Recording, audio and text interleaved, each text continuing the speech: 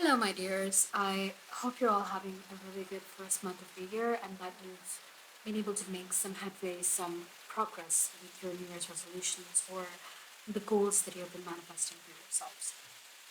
So, January has been a pretty good month so far from in terms of reading.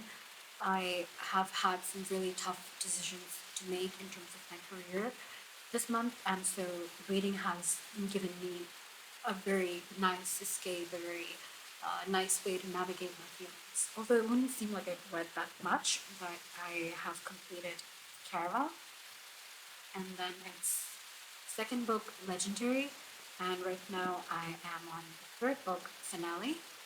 Pretty soon I'm going to delve into Spectacular, which I didn't realize is actually an illustrated novella, so you have like really nice illustrations in it. So I am quite excited to get to that. Um, okay, now that all that's to the side, let's come to the actual point of this video. It's going to be a little bit of a sensitive topic, which is the norm for most of my videos, anyways. So, over the years, I have dealt with mental illness a lot. I've struggled with a lot of different forms of it: anxiety, depression, just a lot of really blue feelings have just pulled me down in every phase of my life and provided really just new challenges for me to hold me back. But which I have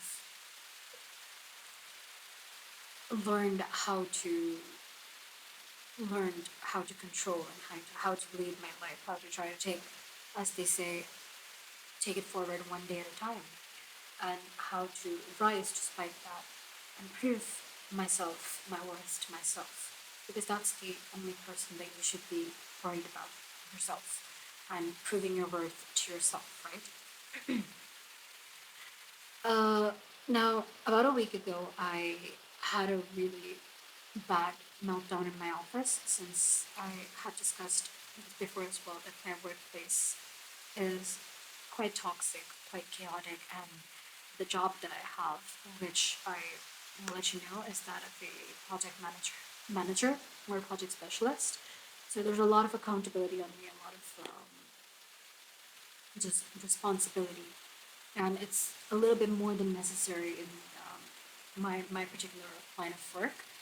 And it brought me to a very tough crossroads, and I had a meltdown in front of the whole office. Uh, Not my best moment, not my worst either, and I don't think that. I think that there is now maybe a little bit more awareness, even in Pakistan, about mental illness and about breakdowns and about how crying or a release of emotions does not make a person seem weak. But there is still a long way to go. Anyways, I took the day off and I went back home. I had some rest, and then I did what I have been known to do, what has always made me feel better after a breakdown since my childhood, and that is that I got some books. Like generally, I just there's this one bookstore which I go to. I just go there and I just lose myself among bookshelves for about an hour or so, just browsing and getting just like just putting my hand in whatever I like and just taking it. And it actually makes me feel better. Like this, I'm not just saying this. It actually makes me feel so better. It makes me feel hopeful. It makes me feel like there's uh, something worth living for me. With all these different stories.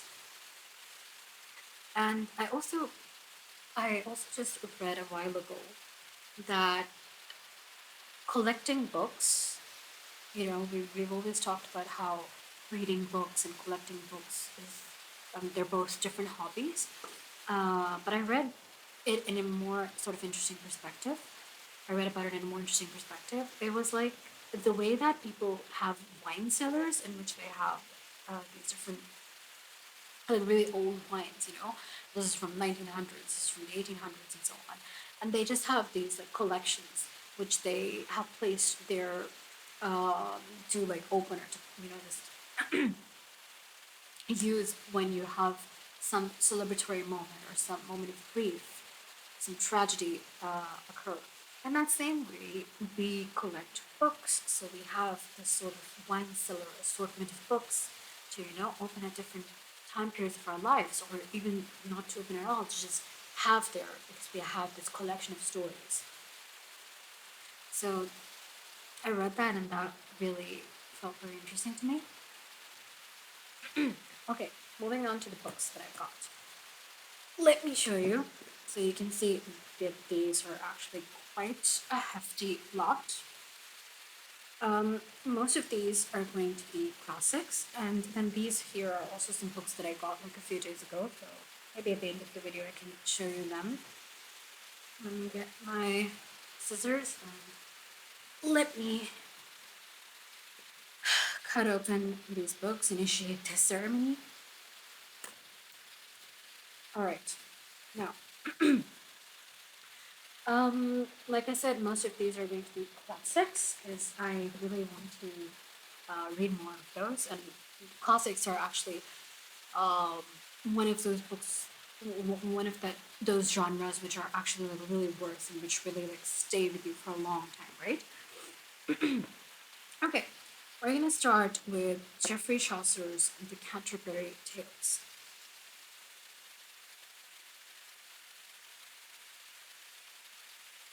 Then I have two of George Eliot's books. So I got Seraph Marner, and then I also got Middlemarch. I'm quite excited about these two because I remember, so my favorite author is J.R.R. Tolkien. Although my favorite book is To Kill a Mockingbird by Harper Lee, one of my favorite author is J.R.R. Tolkien. But once I was in an orientation session at a job that I had, and they were asking us about our hobbies, and I said that my hobby was reading, and that was like one of my first jobs, not a couple of years back. And so I was really nervous. I had stage fright back then, and the trainer, the guy who was giving the orientation, he asked me who my favorite author was, and my mind just went blank. And first name that came to my mind of authors was George Eliot, even though I've never read anything of George Eliot. And I said George Eliot, and yeah, I was just confirming, but I didn't even remember that George Eliot is a woman. I literally knew nothing about her. But that was just the name that came to my mind. And so since then, I've been wanting to read her books. So I got Silas Marner and Middlemarch, which I've heard are quite great books, and also Middlemarch looks like a very hefty undertaking. I'm gonna try to read these two this year. Another book which I'm very excited about because I recently saw a very nice booktubers video about it. I'll try to insert it over here if I can. But she was talking about Paradise Lost and about how it's one of the most wonderful pieces of literature to exist. So I got Paradise Lost. This copy is a little bit battered, but it was the best of all of the other copies that the bookstore had.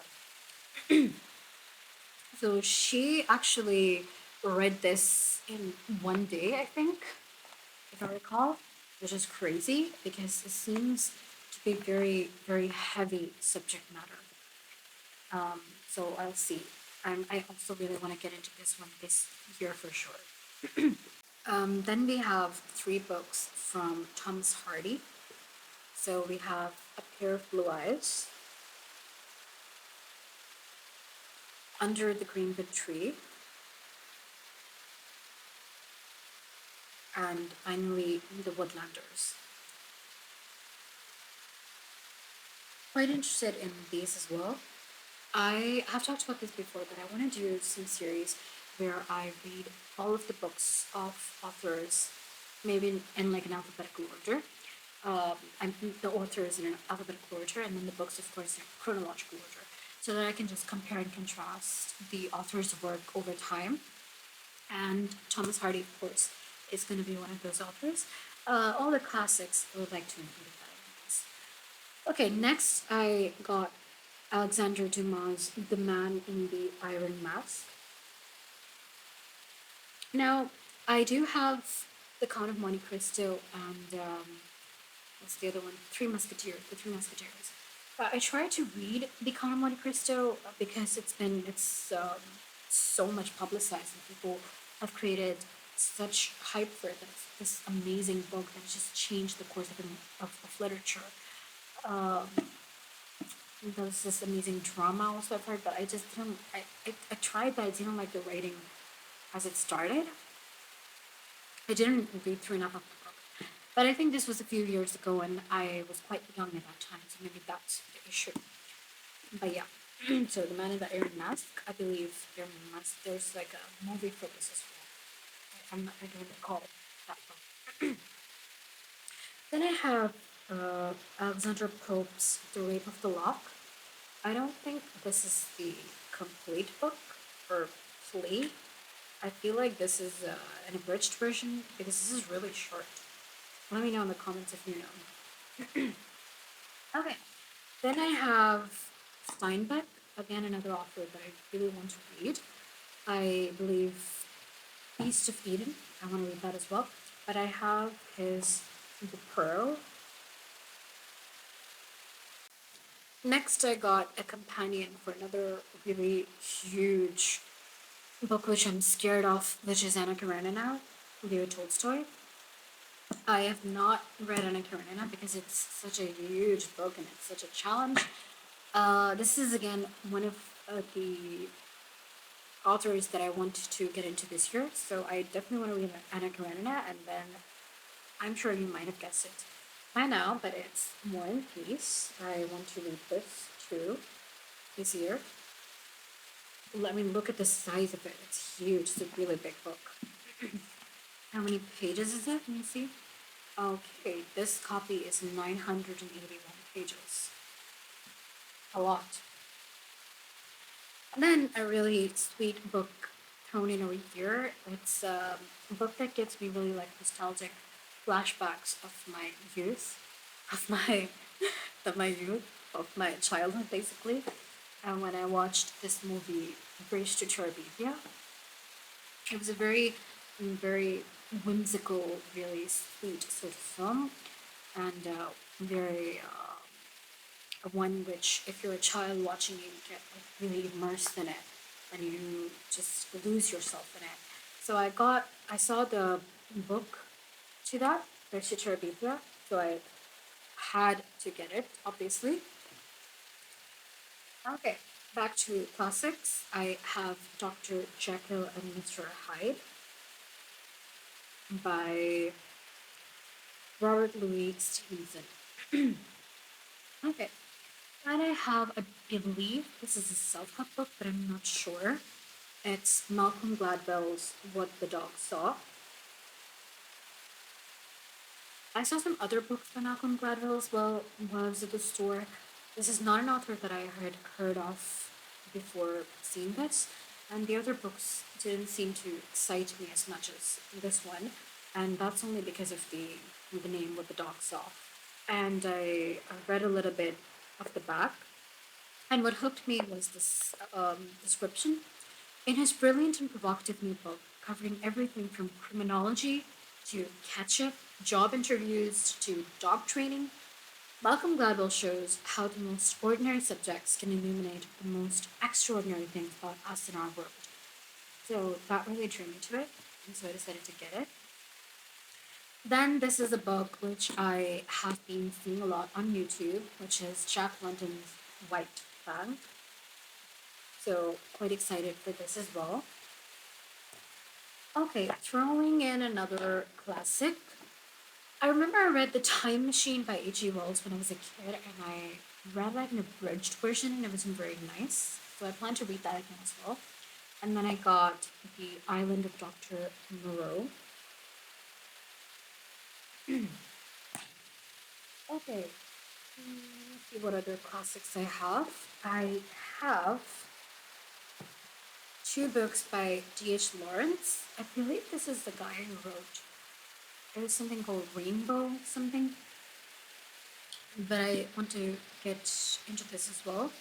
I have Lady Chatterley's Lover, and then I have Sons and Lovers. The names, for some reason, they make it sound like it's gonna be weird and incestuous, but it might be completely off, right? Okay, then Henry James, The Portrait of a Lady. Definitely quite interested in reading this as well. So you can see the very, very caustics centered. I have Virginia Woolf's. So excited about these two. Uh, we might have to start a counter for the number of times I've said excited in this video now. But I have Orlando, and then I have Mrs. Dalloway. I've been hearing such amazing things about these. All right, now, then I got one from an author which I read in 2025 and absolutely fell in love with the absurdity and just the tragic and just confusing, confusingly beautiful writing of. That's Albert Camus. Is it Camus or Camus? I don't know. But Albert's, I'll say, book I read, The Stranger, and I believe it's also called The Outsider. I really just loved it. So, oh no, this is The Outsider. Wait, no, don't tell me that I got the same thing. Because that'd be really weird. Let me just start. Oh, okay. That's actually fun. Alright. Don't judge me, but I got another book from Albert Camus, which is the same as the one which I just read, because it's called The Outsider, and I knew this. The one that I read was called The Stranger, so now I have two copies of this. I will see to get another one of his. Yeah, but see, the cover is so different. Now I see this might be like a blood splatter from a gun. Anyways, now I guess I can gift this to someone else. So if you are someone who's watching my video and you know me, you can ask me to get this book if you want, if you're interested in it. Okay, moving on to these two books. Now, I definitely didn't want to read this author's books because of the place that he belongs to. It's Yuval Noah Harari, but I thought that I should just I think you should read anything and everything that you can get your hands on, you know. So I also have, I think, Money that he wrote, and a couple others with his, which Money I did start. I liked it as far as I read it. So I got a brief history of humankind, Sapiens, a brief history of humankind, which since my childhood, I believe, has been very popular. So I'd like to sink my teeth into that. And then I got Homo Deus. I believe there's other Homo Novus and other sort of series of his as well. I'll see if I can get those too after I read these and if they are something that I enjoy. And then I got. So I have been rereading Atomic Habits for a third time and really just annotating it. And I heard Charles Duhigg, The Power of Habit. Not heard, I mean, like, I saw The Power of Habit being referenced in that so many times, and then other people too who have made videos about atomic habits and how to build atomic habits. They talked about this book, so I had to get it. If I want to just start reading this soon, The Power of Habit. Very nice, because atomic habits, I've been implementing that, and it's definitely worth the hype. It's worth the like. It's true, right? It makes sense. I then also got the $100 Startup. I also read this very long while ago, but I read it online. So I wanted to read it from in a physical form as well. Then I got Machiavelli's The Prince, and I also got another book which is all the rage these days. I feel it's moved my cheese, so I'd like to get into that as well. Okay, These are all the books which I got after my breakdown, and you'll be happy to know that since that breakdown, I have finally, alhamdulillah, resigned from that job. Maybe more on that some other day. But I would also like to show you these books which I got a couple of days before getting these books. I know I have an illness, an addiction. Let me show you these. Right, so I got one of the series again, which I have been hearing the hype about for probably more than a couple of years, and that is the Fourth Wing series. So I have Fourth Wing, then I have Iron Flame, and look at this book as well. I believe this is even bigger than the other book. Okay, it's 848 pages, but let's just look at this. It's actually scaring me. But it seems very interesting. And then, of course, the third one, which is Onyx and Storm by Rebecca Yarros. Okay, then Madeline Langel's A Wrinkle in Time. And then I got Kushwant Singh's A Train to Pakistan. I got When Haru Was There. And then I got another really popular one these days, The Vegetarian. Quite excited to pick this up soon, especially since I have recently heard about UPF, ultra processed food, with this book called Ultra Processed, which I cannot find a free version of online, and I need to get that. But I've been very interested in definitely not becoming a vegetarian or vegan, never. Um, but I have been very interested in learning more about food and about what we consume and what it does to us. I definitely don't think that The Vegetarian is a straightforward like book about food. It's a story.